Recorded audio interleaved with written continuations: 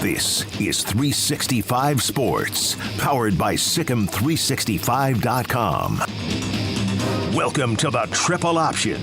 Here's your host, Paul Catalina. Welcome in, Jacob Wilson with me today. And I saw a picture of Jacob today when I first met him, and he was very young, very, very young. And I didn't really, not that you've not aged gracefully, but in my mind, I've only, I've seen you, year to year, except for, a 5-year gap where I didn't see you at all. But it really was jarring, Jacob.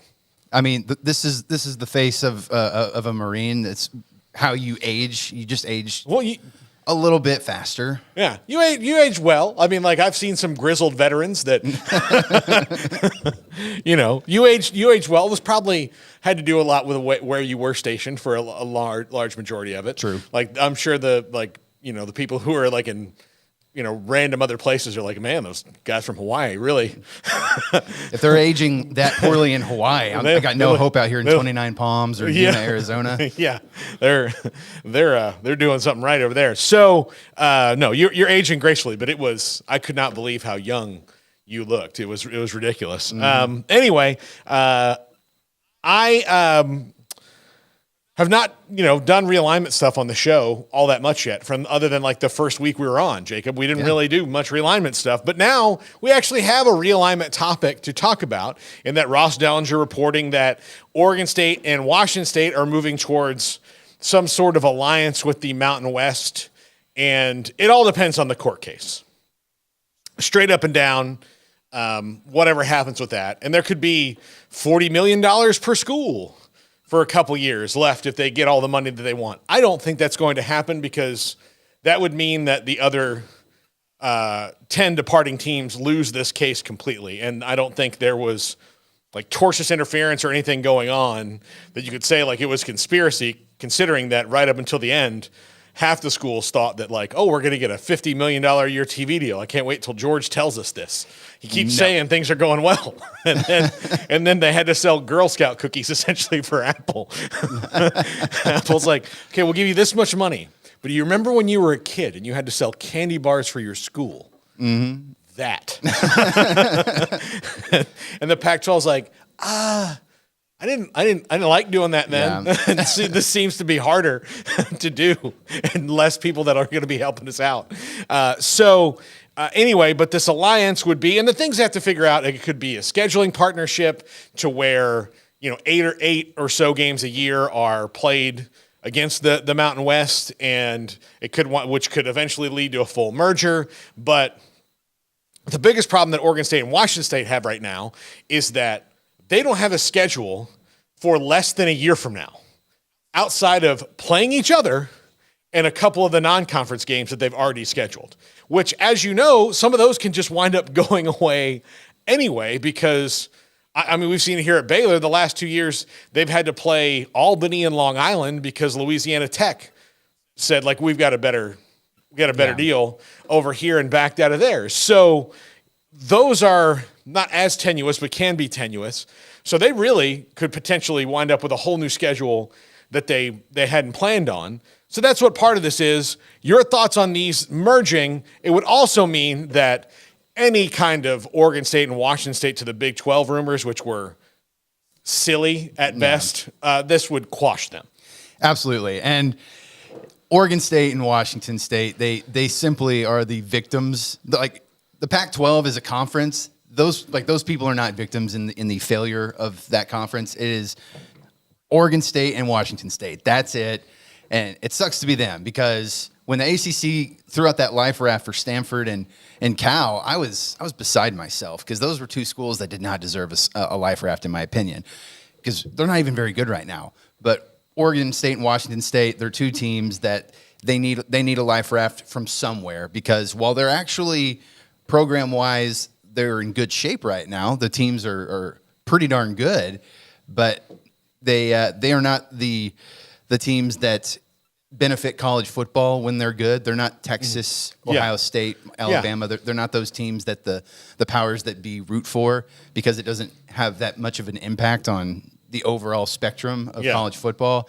But And it just stinks because I really like both of those programs. And I think it was just inevitable that the Mountain West would, help them out somehow. Well, and part of this, they're kind of, the early returns on this, according to Ross Dellinger, are more than likely for at least the next 2 years while they can have their exemption, they'll operate as independents, which means they would not be automatic qualifiers. Yeah.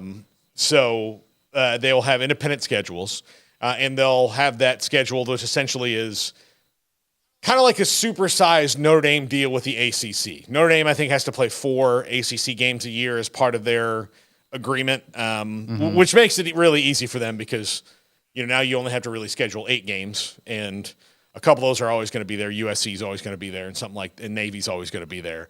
But so it works for Notre Dame. This will just be 8 or 9 games that they'll play against Mountain West teams, which will either be non-conference games or maybe they'll count towards the conference. Nobody really knows, but there's all of these different kind of proposals. So it shows you where we may be headed for Oregon State and Washington State, and maybe a closing of a chapter of realignment, which it's a big deal. And then you move on to the next of what's going to happen with the ACC and how does that get done, which to me would be the most intriguing one because you're talking about getting out of a near lifetime contract. Yeah, 2036 is a long time for the ACC to be locked into anything.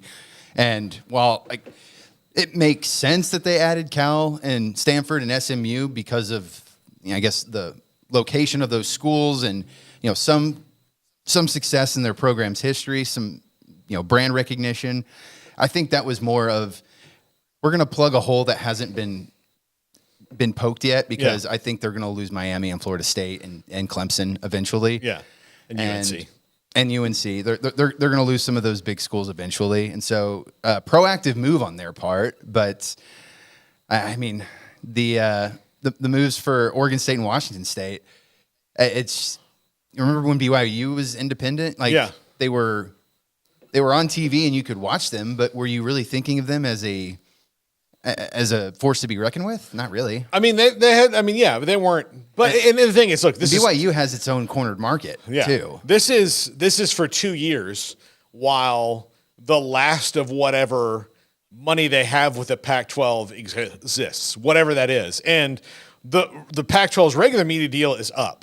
So this is about retaining assets and retaining the name and whatever they can get, and then maybe a full merger can go through in a couple of years where there's no exit fees or entrance fees, and they can, the Mountain West can negotiate a new deal with these two teams, but they're not getting Oregon State and Washington State in this, which is really, and they might get a little bit of this chunk of money for a little while, but over the long haul, they're still going to be the two that are left behind in this big TV money grab. So there's not going to be anything when they go back to the table and say, all right, well, here's Oregon State and Washington State in the Mountain West, and they're like, okay, we're paying you $8 million a year right now. How do you feel about 11?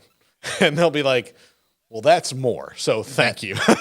they would probably move around and realign for an additional 50 cents. But I think that Oregon State and Wazoo, they should milk everything that they have because they got screwed over, they got bent over, and they should be able to get anything that they possibly have that they're entitled to. Yeah, absolutely. And, I think the court case is going to be very interesting to me because so weird this stuff is all going through actual courts, right? Yeah, it is.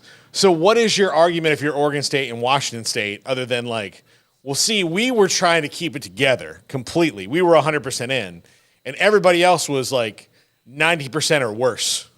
Because even Arizona State, I think, was the most dyed in the wool of this is going to work out. Absolutely, this is going to work out. Don't worry about it. We'll figure it out. I trust Apple. Anybody who makes all their products in China, you gotta. And they dug their heels in on being Mr. Sunshine. Everything's going to be okay until the reality was shoved into their face, like someone sticking an iPad right up to your eyeballs. Hey, Oregon and Washington are leaving. They're like, we thought they were our friends. And Colorado's gone, and Utah, and our in-state school. This. It's going to be okay. Yeah. We can still make this work. They were the ones at the end. And if you I remember like following along with their like board meeting that night where, Michael Crow was like, listen, in the morning, you'll see we'll have a good thing. And he was the one who was able to convince him. And Robert Robbins was like, yeah, I think it'll be all right, whatever. Like you could tell when he was talking, like, we'll do whatever. Yeah. Like I'm not like that was his tone to me was, look, we're prepared for anything that happens. And Michael Crow was like, anything that happens, the Pac-12 is what happens. Mm-hmm. It's forever. Like, that's what it was, Yeah. Like Michael Scott in Dunder Mifflin. Like Dunder Mifflin is forever. Like there's no, like he didn't at no time to think, oh man, what was going on? Nope. But that being said, I think Washington State and Oregon State, when they, operate as this kind of quasi-independent for 2 years, I think that they should just go balls to the wall, all out, try and get the best possible teams on your schedule. Like shoot for the stars, Georgia, Alabama. Yeah. No, Florida State. They've all got like everybody's moved theirs around. So like it's hard. Like I know it's like even if outside schools wanted to play them, it would be hard because they've already got games in place. Yeah. But you got to go try because like this is a time to swing big because you don't have the official ties to a specific conference holding you down in your scheduling. So they'll have those games with the Mountain West, so maybe they can get some other ones. The problem with scheduling, Jacob, is that like, and I think fans like I remember just doing this here, and when Ian McCall was the athletic director, having like people would send us in questions for him and be like, hey, why isn't like it would always be like, can we get Alabama on the schedule? And my first thought was like, why do you want that? Yeah. I understand that you guys are better than you've ever been right now, but do you really want to see how much better can be? Like live in your present reality. Drive in your lane. Yeah. Even if you're driving a little faster than usual, stay in that lane. Yeah. Don't you don't want to play 2015 Alabama. You don't really want that. You don't want 0-1 Miami. Yeah, you don't like you think you do, but you don't. Like just be glad that it isn't like the fickle finger of fate didn't fall on you when it comes to that. But the other part of that is like Baylor could really want to play Alabama to prove it, but then Alabama has to pick up the phone and want to play them back, right?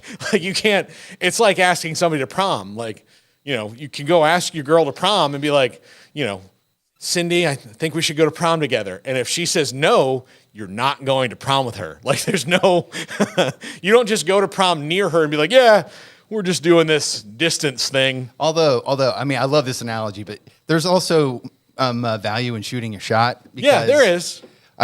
Quick story. I went to high school with a guy that he asked 3 girls to prom, and they had all 3 of them had already been asked. Mm-hmm. It was just bad luck. Poor timing. And so we had uniforms at Riker Catholic High School. We had things that we were supposed to wear. Yeah. He shows up in a full navy blue sharp suit, way more clothing than the actual uniform. He's not in uniform.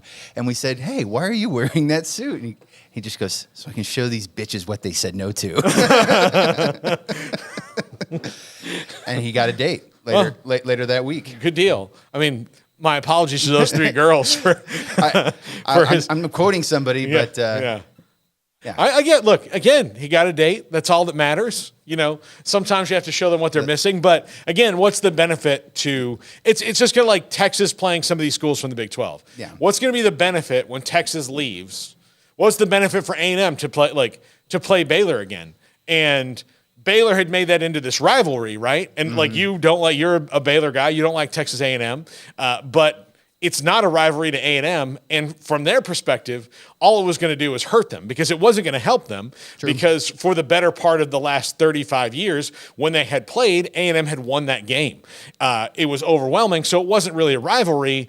And so when they left, they're like, well, what benefit do we have to play this game against you, especially when you're good now, and we could lose it, when we could just leave and be like, well, when we were in the same conference before Texas, forced our hand, we owned it. So there's no you have to have 2 willing parties in that. So I think Oregon State and Washington State have done themselves a tad bit of a disservice by being as good as they are right now. Because if you called up Georgia or Ole Miss or somebody like, hey, we'd love to play you. And they'd be like, you know what? That's a great idea.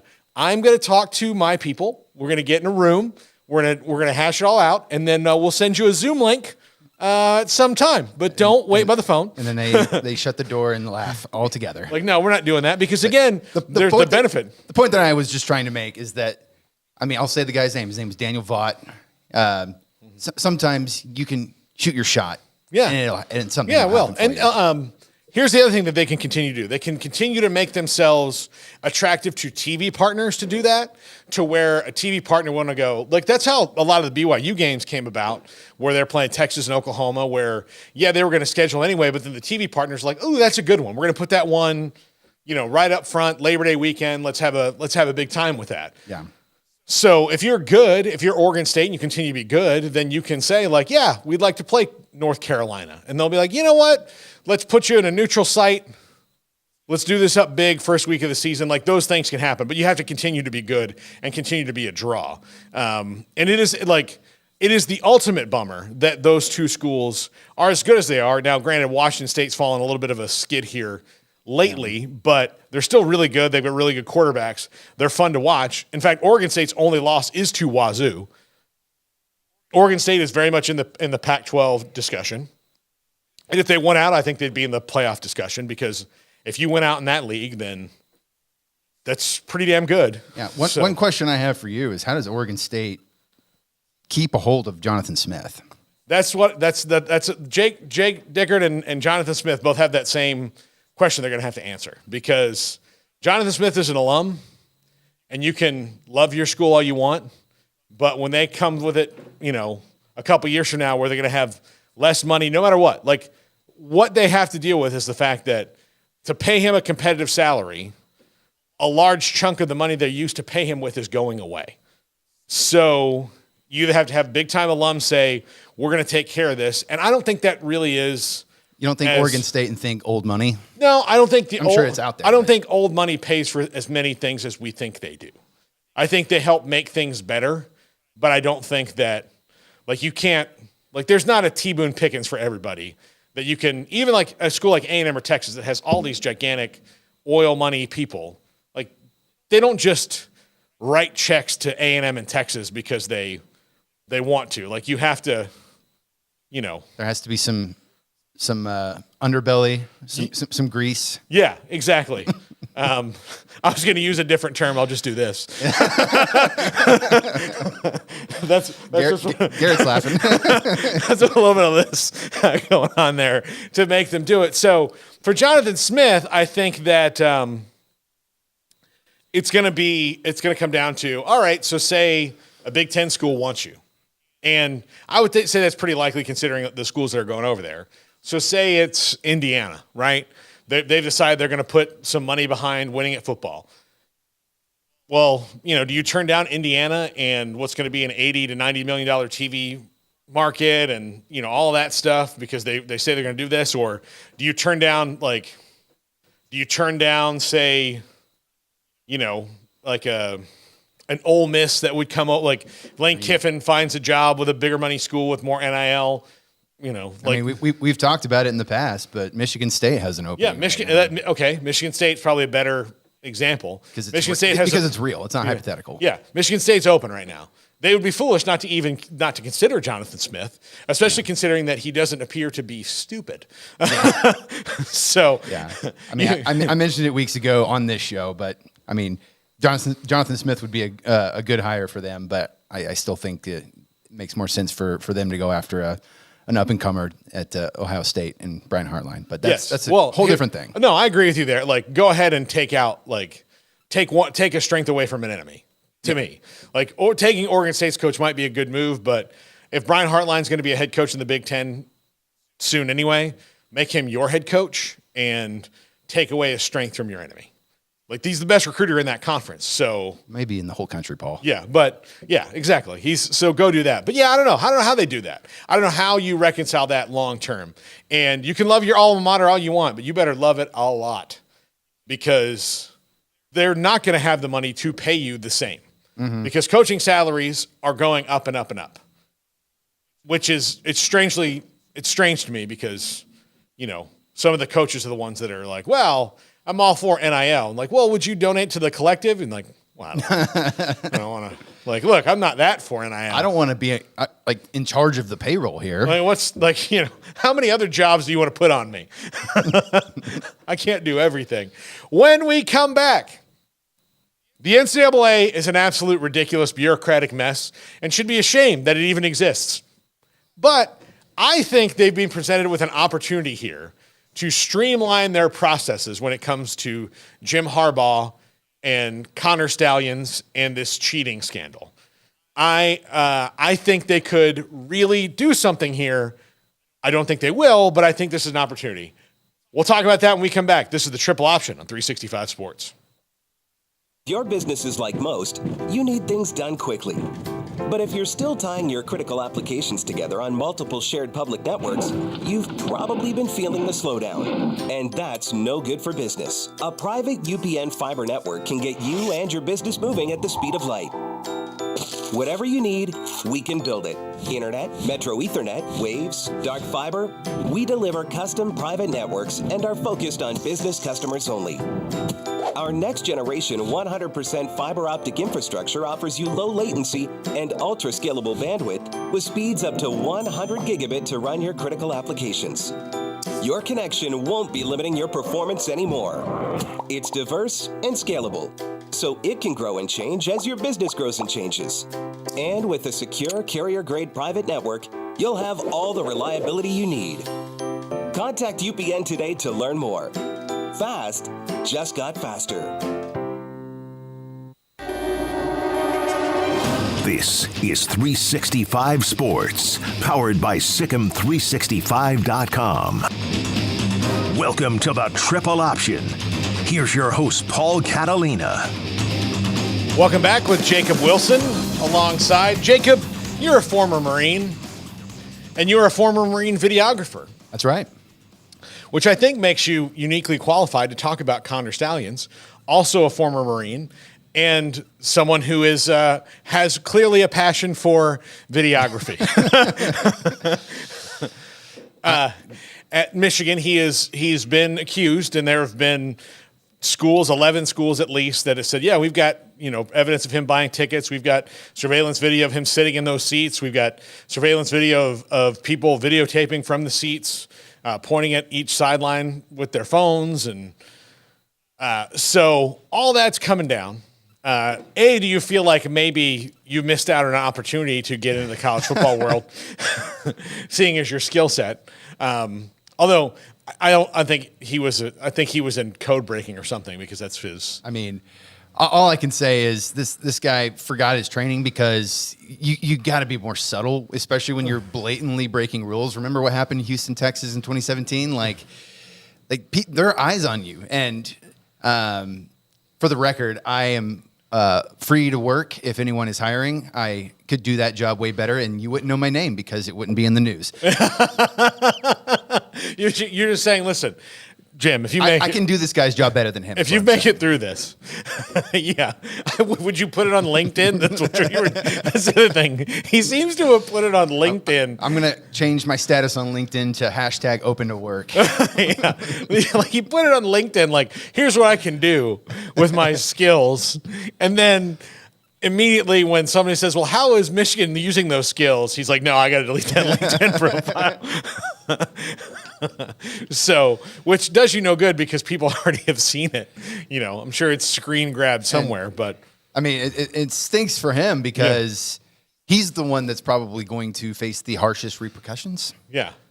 And I think the NCAA is more than likely scrambling to figure out, okay, how do we find a sufficient punishment and also keep Michigan good and Jim Harbaugh, a very high-profile guy, around? I don't think the NCAA cares about Jim Harbaugh anymore. I think the Big Ten doesn't care about him. I think when Urban Meyer was at Ohio State, like the rest of the Big Ten coaches, like vitriolically could not stand him. Like just could not wait for him to move on to the next thing. And he did an interview with Chris Fowler one time, and Chris Fowler asked him about it. He's like, because he had kind of shaken up some of the things they were mad about, like they should have been doing in the first place. But some of the other things were just, they didn't, like Urban Meyer, he rubbed him the wrong way. And Chris Fowler asked Urban Meyer, like, does it bother you that the other coaches, might not like you? And it shot through his heart because he was like, what do you mean? And then like Chris Fowler's like, I mean, how do you not know? Like, they all don't like you. Like, they're really mad about this. He's like, oof. I don't know. Yeah. And so I think Jim Harbaugh might be a little bit of that way in the Big Ten because he's going to go his own path. And I don't think the NCAA needs to worry about like, hey, let's make sure that we don't sully the name of Michigan. They've done that to themselves here. The problem is that Michigan is probably the best team in the country right now. They didn't need to do this. It was completely unnecessary. None of this has helped them beat anyone on their schedule so far this year. Yeah, they're ripping through that schedule like toilet paper. And so Greg Schiano, like, clearly noticed it during that game. And, Rutgers just said, oh, no, it's something else that's going on there. Like, no, he was mad about it. Like, he was Jersey mad about it, and you don't, like... And if if Greg Schiano is the in the moral right, you've got yourself a problem, I think. Well, I mean, his college roommate was Tony Soprano. He's fine. That's true. So, but I just... I just keep waiting for, like, them to go to Schiano and be like, hey, were they taping? He's like, a little bit. Just a little bit. I don't know. We had a guy up there. It's upsetting. There are rules, among the 5 families you don't do. I thought that we understood this. I don't know what they can do. This is an opportunity, though, to like say, okay, look, we know something happened that you did 4 games this year. Here's the evidence of it. Here's what we're going to do to penalize you for it. The problem is that Michigan's probably going to win this national title, just like the Astros won the World Series. And then what are they going to do? It doesn't matter after that point. But there's an opportunity for them to go, okay, look, we know that because this is where vacating wins would matter. Yeah. This is where vacating wins would matter. Like 2 years from now, like, oh, we're going to vacate those wins and take away the national title and you can't put the banner up. Like, but it happened. But the T-shirts are all still out there. And the teams that we beat along the way don't think like, oh, hey, we won those games. No. It wasn't 42-6. It was 6-0. We win. That's what that is. So that doesn't matter. But this is where the vacating wins would matter because if you just said, we know that you did this for Rutgers and for Michigan State and for Indiana, then you can vacate those 3 wins. And then they're not in the national championship picture anymore. Just like had they played an ineligible player, and you found like that they've punished in season before, where you have a kid, he's ineligible, you play him, that game doesn't count. Even if he's become eligible later, the games that he played did not count because you played him while he was ineligible. So they could do that. They have an opportunity here. The thing is that I have only slightly more faith in the NCAA than I do have in the U.S. House of Representatives right now to get anything done. Yeah, neither of those are new problems. But what I think you've made a really good point. Vacating wins would keep Michigan out of the national championship. Because the last thing you want is that, right? Is to have that hanging over. Because ask the Astros, who've been really good since then, what everyone in the world still talks about. Exactly. I think... If I'm working for the NCAA, what I do is let them play out their schedule until the conference championship, or maybe even before the conference championship. After they play Ohio State and probably win that game, that's when you render a punishment. Just say no bowl eligibility. Yeah. No bowl, because it keeps the Michigan train churning throughout the regular season. The players still have something that they think they're playing for. Yeah. It makes everything look better. And then... I mean, you're kind of doing the Michigan fans dirty by holding the carrot, but I think that's the best way to go about it. And just at the end of the season, say no. Yeah, I mean, but they need to work. I think the key here is this is an opportunity to show that you can work fast. Because here's the thing: you can appeal all you want, but if in-person scouting is not allowed, and this guy bought a ticket and went to the game. I think it was 11 tickets. Yeah. If he kept buying tickets and going to the game and he's on your staff, then that is illegal. Like, he broke the rules. You know it happened now. So you know that him and probably some others, because he bought tickets on the other side of the stadium so he could get access to both sidelines, because he was going to games of, these are the two opponents we've got up next. They're playing each other. So let's go to that. And this goes back to last year, which was a Big Ten title year as well. And,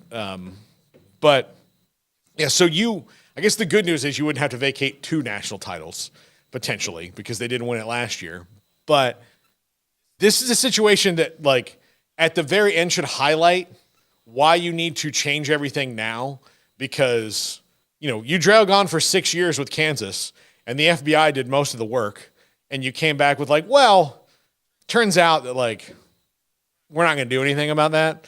We're going to actually reduce it. So sorry, and you can't do that anymore. You cannot do that and govern it in an effective way if you expect to, like, be taken seriously. And I think they're going to take time. Whether they do the right thing or not, it's going to take time. And I think it's because they are going to try to find a way to make it to where Michigan, it's just a hickey. It's not going to be something that knocks them off. Because unlike Oregon State and Washington State, who we talked about in the first segment, when Michigan is good, it is good for all of college football. And so I don't think they want to knock Michigan too far off of what they're doing right now. Well, and again, look, the NCAA has probably been pretty guilty of that in the past, where, damn you to hell, SMU, you get the death penalty. How dare you sully this great game?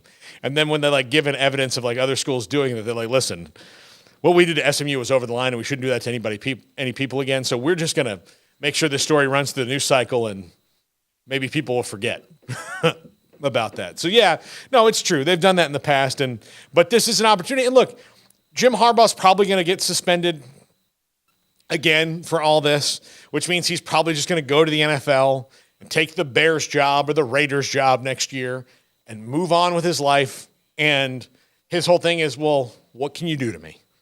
What can you do to me? Yeah.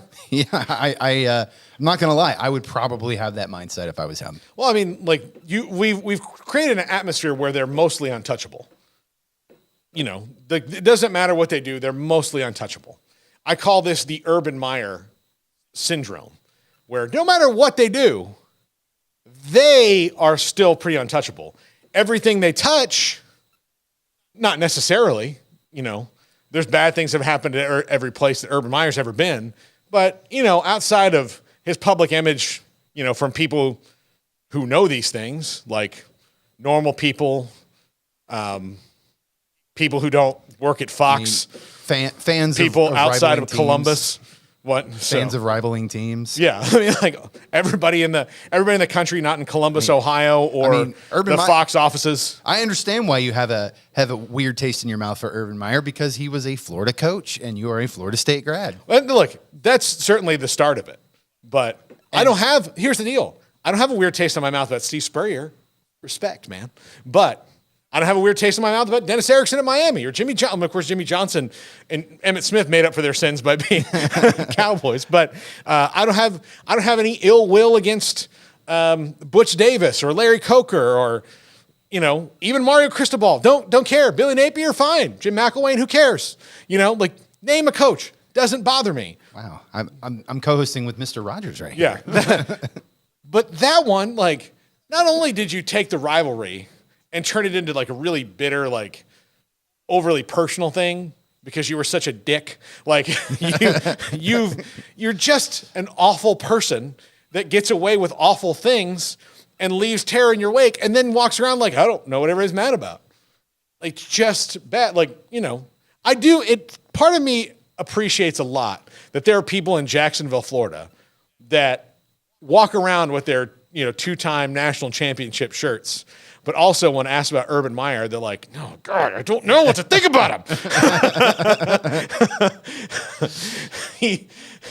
He gave me a thing I love, and then he crushed another thing I love. I don't understand.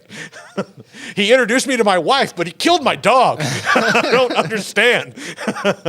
So it's probably like being married to a very, very hot woman that you just hate, but she's so hot that you keep her around. Or yeah, I think that's kind of the case. And this is devolved into a trash Urban Meyer segment, which I don't have a problem with. But the one thing I don't get is like, he's not that good on television that Fox needs to keep trotting him out. Like, he's not Lee Corso in the golden days. He's just a guy. And, you know, there are plenty of other coaches that you could hire to have that role that'd be better at it. It's not just that. The rest of that big noon, like, they all go really well together, especially Matt Leinart and Brady Quinn. They're little back and forth. Mark Ingram's been a nice addition. Yeah, they're all really great together. And then, like, Urban Meyer's just kind of the curmudgeon-y, out-of-touch dad who happens to be there. Yeah. Yeah, I don't know. I don't get it. I may never get it. I don't know. But in regard to Jim Harbaugh, which we talked about, this is an opportunity to make something stick, make some real change, and set a precedent. You know, this may not even be that big of a deal. Like, we may be making a bigger deal of this actual thing in relation to, but the bottom line is it's against the rules, and just because he doesn't like it doesn't mean he doesn't have to follow it. Yeah. Like that's the principle of the thing. Is like, okay, you don't like the no in-person scouting rule, and you know you're going to spend all this time. You know, you're a big school with a lot of money. You could be part of the forefront to say, like, hey, we will help make sure that we can make this right for everybody so we all have these same advantages. But no, you're not going to do that either, because that's not how it works. There, you know, the coaches who are getting, like, part of the reason I think that Dabo Sweeney and coaches like him are against the transfer portal is it creates parity, and he was working in a system where if you cornered the market, you can eliminate parity. You don't have to share with anybody. You don't have to, like, what does it matter to you that Wake Forest could be good for a couple years because they got some of the guys that you weren't playing? Like, doesn't matter to you, like, or they can't get them. You can stash guys in your roster. Same thing with Michigan, and like, okay, not everybody can afford radios in their helmets. Well, the Big Ten, SEC, and the big conferences could maybe help subsidize that on an NCAA level, you know? Yeah. But also, I don't believe that if you're in the FBS, you can reasonably say that you can't afford radios and helmets. Oh, you can't afford in-person scouting? All right, well, let's find a way around that too. But yeah, I mean, it's an opportunity for the NCAA to look competent, like you've been trying to say this whole time. And I think the one question that we haven't asked is, okay, Michigan's doing this. Who else is doing it? Yeah, I mean, who else is you can't point your fingers when you get caught with your hand in the cookie jar, but they're not the only ones doing it. Yeah, no, they're not. They're probably the only ones doing it this specific way. And again, the people that do this quite often, it's a very unnecessary step. Yeah, because they're already so much better than everyone else in that conference. If you had told me he was just going to all the Penn State and Ohio State games, I'd be like, you know what? Okay, those are the two tough games on their schedule. Like, I can understand why, like, of all the things you want to have, like, whatever edge you can get in those two games. But to tell me that you needed to rely on stealing Indiana's signals, or Minnesota's, or Rutgers, yeah, when you can literally swallow them whole. I mean, it's by any means necessary. It's dirty pool. You ever see like a whale eat plankton? Like that's what's going on here. It's just, you know, it opens up its mouth and it just goes, rah, and everything in its way is there. That's what they are. And then, like, it would be like finding out the whale's like, hey, make sure that there's nothing in my way of this plankton.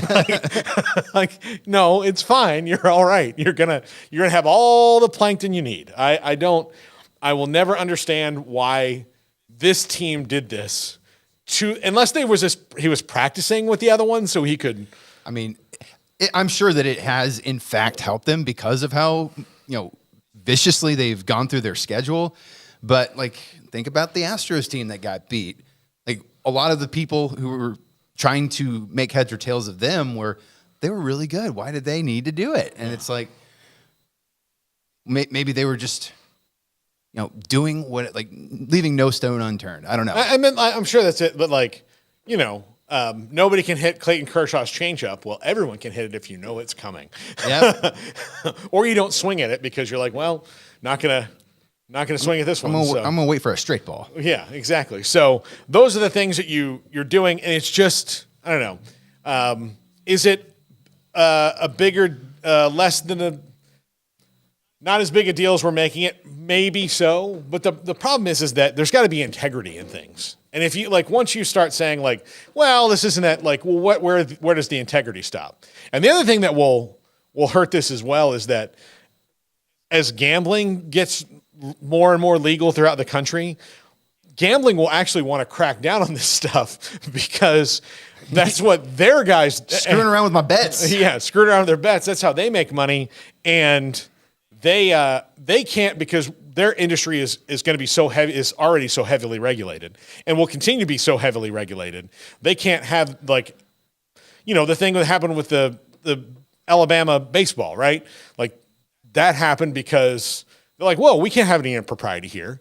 The Iowa State, things like that was guys that like lost their senior years of sports because of like $385. Like it's because you can't have a bunch of $385 bets that you lose because people have information that you don't, and the integrity is hurt. So I wonder how much that will be involved in it as well from an outside oversight perspective. Yeah, I mean the two issues are they're not like directly hand in hand linked, but they're definitely linked, and so it's a good point that you're making. Yeah, I mean, like again, if I'm running a sports book, I'm going to have to take Michigan off the board a lot of the time because, well, I don't know what they're doing. Bookie might be a step up for you, Paul. Well, hey, if I understood the math of it at all, I would probably enjoy that job. But yeah, I grew up in Texas where it's illegal, so I don't know. I don't like. I hear people talking about it, and I almost get it, but it would be my okay. The way I would say is like, listen, I know how to drive. But could I just get in a big rig tomorrow and drive? It's also driving, but there's other factors involved in it that I don't know how to do yet. I would need some training and a different kind of license. So I couldn't just hop on the road and haul coffee to Wichita tomorrow. I would need some help. Yeah. When we come back, kind of a weird week for upset alerts. There may not be many teams on upset alert. We'll go through those. This is the Triple Option with Paul Catalina and today's co-host Jacob Wilson on 365 Sports. If your business is like most, you need things done quickly. But if you're still tying your critical applications together on multiple shared public networks, you've probably been feeling the slowdown. And that's no good for business. A private UPN fiber network can get you and your business moving at the speed of light. Whatever you need, we can build it. Internet, Metro Ethernet, Waves, dark fiber. We deliver custom private networks and are focused on business customers only. Our next generation 100% fiber optic infrastructure offers you low latency and ultra scalable bandwidth with speeds up to 100 gigabit to run your critical applications. Your connection won't be limiting your performance anymore. It's diverse and scalable, so it can grow and change as your business grows and changes. And with a secure carrier-grade private network, you'll have all the reliability you need. Contact UPN today to learn more. Fast just got faster. This is 365 Sports, powered by Sikkim365.com. Welcome to the Triple Option. Here's your host, Paul Catalina. Not too many upset alerts this week. Last week was kind of full of them. There were a lot. This week, part of me wants to say Houston at Kansas State because Houston's played so well against Texas, but I do think there was a lot of emotion involved in that game. Mm-hmm. Oregon and Utah to me is a toss-up game. The way that Utah's been playing, I just don't see them. The cocktail party is interesting. Florida and Georgia, in that Florida is better than most people thought they would be, and Georgia is not quite as good as everybody thought they would be. They're still really good. So that could be one because it's a rivalry game. I just don't see the Gators being able to really do it yet against that Georgia team. Yeah, I think the Florida team this year, they're not quite over the threshold enough for me to say that they're going to give Georgia problems. But I had the schedule pulled up before the show, and my eyes keep coming back to that Texas BYU game. Well, Malik Murphy and no Quinn Ewers makes it interesting. Now, it's in Austin, right? Yes. So that's probably really good news for Malik Murphy in that he's not playing in Provo with an 8:15 p.m.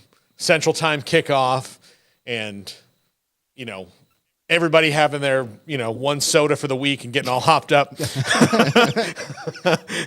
but no, that place is ridiculous. Like, it is loud. Yeah. It is crazy. Their fans know how to be fans. They know how to get behind things. Yeah, they're surprisingly hostile. Yes. Because that's that's their place to go and do that, right?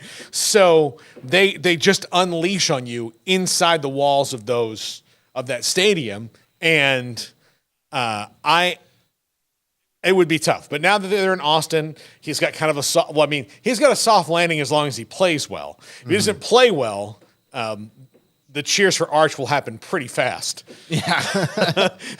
But as far as the cheers for Arch go, just be careful what you wish for. I think Malik Murphy should be fine, but BYU, they've looked very, competitive all year. They've been pretty good. Like, they're not shocking the world on fire and I just creating mayhem, but they have been a solid team this year. Yeah, I go back to that TCU game a couple weeks ago where that was their black eye, their big one. They got stuck by a backup quarterback, and no offense to Josh Hoover, but he did not get as many phone calls as Malik Murphy.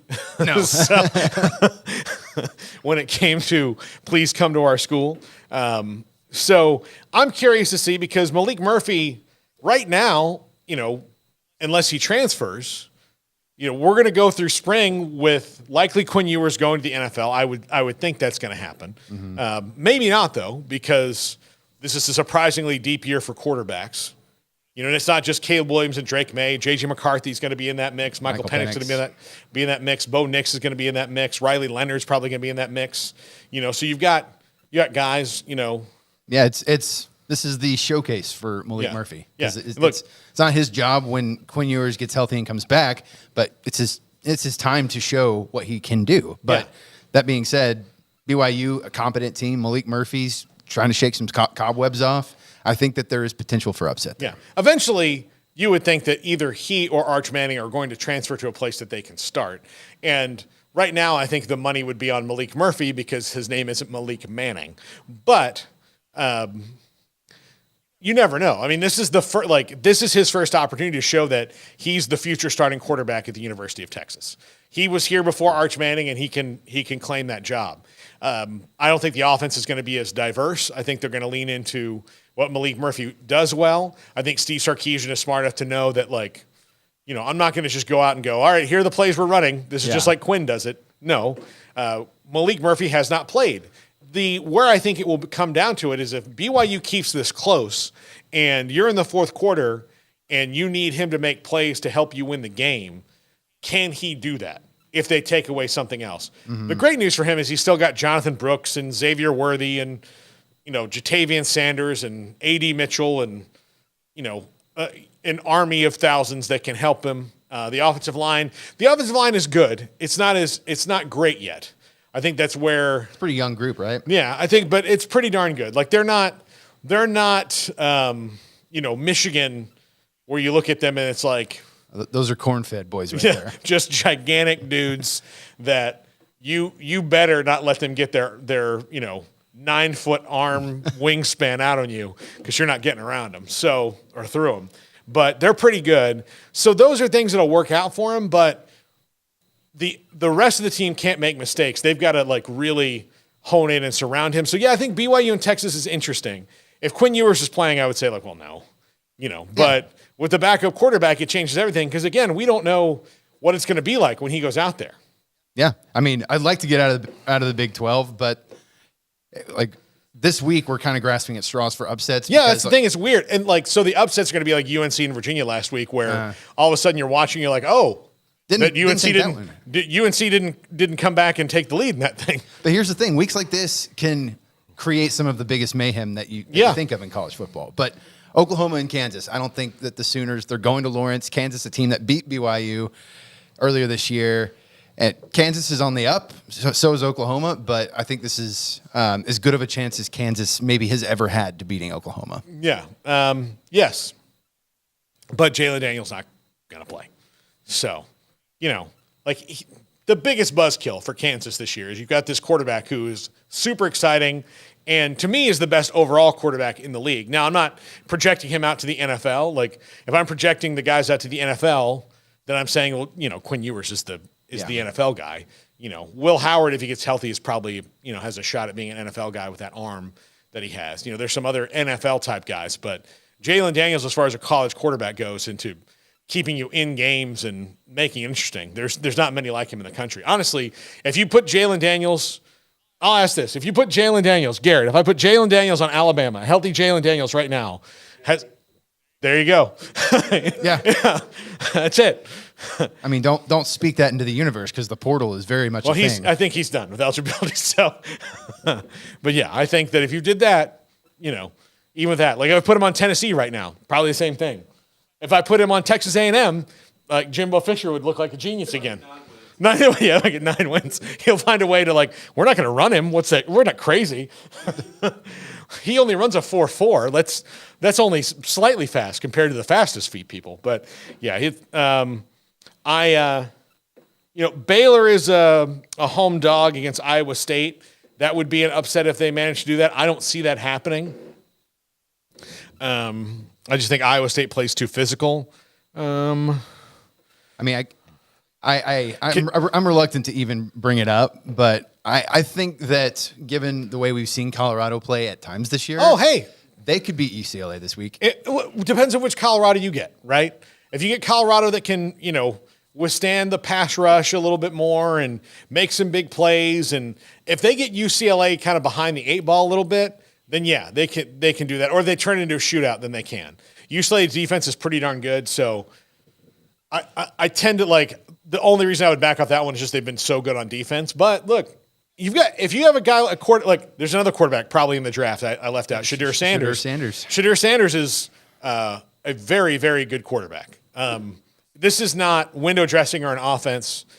He is legitimately very good. He is good. And he's an NFL dude. He's going to get... Mel Kiper even agrees with that statement. Yes. Lots of looking around, I remember if you look before, they had Shadir Sanders rated. It's he's a 4th round, 5th round flyer guy. To now, second round. I mean, I think Kiper had him in the top 25. Yeah, overall players, not quarterbacks. Yeah, and that might be true because he makes a lot of big time throws. I mean, Garrett, what's your temp check on Shadir Sanders? I know what it used to be. I mean, he's a lot better than he was when I covered him in high development, but I still don't know how his NFL guy. I think he can make a roster. He could be a backup like a Jameis. I think he'd be a lot like Jameis. That is a glowing endorsement compared to what I heard from Garrett before the season. By the way, we got to get Garrett a mic for the next time we do this. Yeah. That one's on me. Sorry, Jack. Yeah. But no, I think that Garrett, if you couldn't hear him, says he thinks that Shadir will wind up kind of like a Jameis Winston, which is not a bad life to live. But Heisman Trophy, a little money in the pocket. Yeah. Sometimes you're the best quarterback on your team, and they still don't play you for whatever reason. I believe the only member of the 30 for 30 or 30-30 club in the NFL. 30 touchdowns, 30 interceptions. Yeah. So look, he's like Charles. He's like Barclay Financial. He's either you're gonna double your money or you lose it all. So, I think if Shadir gets going, then you've got reasonable chance to win.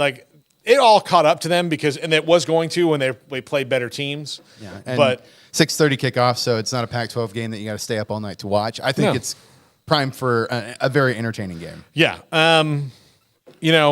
outside of Arizona and Oregon State, I'll tell you that should be upset alert. Oregon State's a really good team; they're 11th in the country, but Arizona, since Noah Fafita came in, is out for blood and. They make it hard on everybody, and finally, broke through when they beat Washington State a couple weeks ago. Now they're 4-3 right now. Can't believe I think if Noah Fafita's playing against Mississippi State, they probably win that game. Lost to Washington by a touchdown, lost to USC by 2.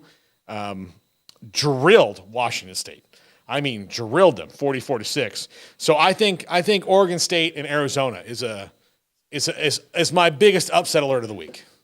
Yeah, it's a good take. I just hope that we're all awake when the game comes on because it's kickoff at 9:30. 9:30 p.m. I mean, look, I'm not 22 anymore. Can't just say we're going out at 11. Like when I'm out now and it crosses 9:30, like my body literally starts like I can hear a clock in my head. Yeah, that's like it's almost 10 o'clock, Paul. What are you doing? It's Saturday, a day of the week that is socially acceptable to enjoy a drink or two, and I get sleepy faster than I used to. I'm 32 now. I'm not where I was when I was even 25. Yeah, no, it happens fast, Jacob. It happens fast. Are you listening, Jack? Jack took off like right from the show on Friday to go play beer die. Like literally from the show to go play beer die the other day. Like that's where he went. That's the point in life he is. What? I want Jack's life. You know what I did? I went home for taco night. That's what I did. I bounced my baby on my knee. Yeah. See? So again, people find joy in different ways. But Paul, I also had tacos. Oh. So two things. Did Yeah. you make those tacos? You buy those tacos? I bought those tacos. See, I didn't. They're probably better than the ones you had. I don't know. Are those fighting words, No, Amanda? no, she won't care. She won't care until I say something about her Jayhawks. Yeah, that's the only time she cares. That's the only time. For the record, Amanda, I said something that can be considered nice about the Jayhawks. Yeah, there you go. We'll put that in the corner for Jacob. All right, well, that's going to do it for us today, Jacob. Thanks for hopping in. Of course. We'll see you on more Tuesdays, I promise. That's right. But it's great to have you here. And here's the deal. When you come to the Michigan scandal and it's about a Marine using his expertise, we have an ex-Marine videographer here with us as well. So he says he could have done it better. I could have done it better. Yeah. Like literally. First of all, would you have bought the tickets? I wouldn't have bought them in my name. I would have either done cash, a credit card with somebody else's name.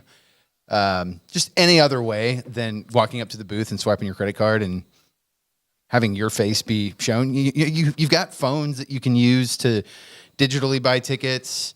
You can do it from, VPNs exist. This is just me spitballing. I haven't even thought this through.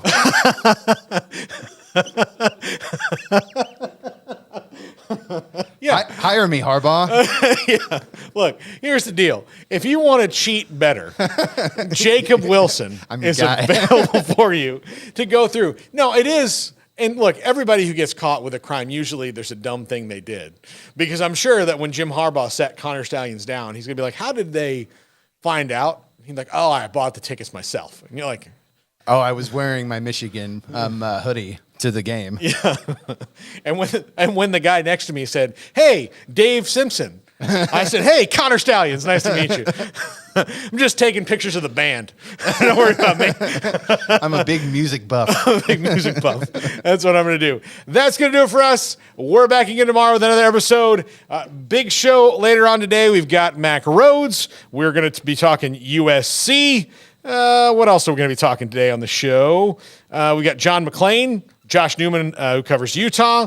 Lots of stuff and a top 5 yet to be created yet. This is the Triple Option on 365 Sports. If your business is like most, you need things done quickly. But if you're still tying your critical applications together on multiple shared public networks, you've probably been feeling the slowdown. And that's no good for business. A private UPN fiber network can get you and your business moving at the speed of light. Whatever you need, we can build it. Internet, Metro Ethernet, Waves, dark fiber. We deliver custom private networks and are focused on business customers only. Our next generation 100% fiber optic infrastructure offers you low latency and ultra scalable bandwidth with speeds up to 100 gigabit to run your critical applications. Your connection won't be limiting your performance anymore. It's diverse and scalable, so it can grow and change as your business grows and changes. And with a secure carrier-grade private network, you'll have all the reliability you need. Contact Contact UPN today to learn more. Fast,